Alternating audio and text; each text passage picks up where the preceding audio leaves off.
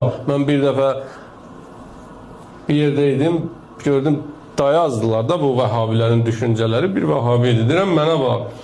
Şeytan da dedi ki, bu torpaqdan da səcdə eləmədi. Siz də dedi ki, möhrə səcdə etməlisiniz. Nə fərqiniz var bundan?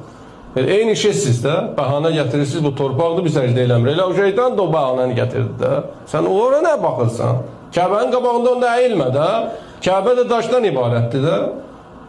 Daşa ibadət edirsən sən Kəbənin qabağında əyiləndə. Yoxsa Allaha sən ibadət edirsən. Adəmə səcdə, Allaha səcdə edir. Yox. Siz bununla vəziyyətdən çıxa bilməzsiniz. Əsl tövhid o tövhiddir ki, Allahı mənbə bilib, onun elçilərini də, onun vasitələri biləsiniz. Hidayət çırağı Peyğəmbərimizdir, İmam Hüseyndir, İmam Əlidir və Allahın yer üzündə sonuncu höccətidir.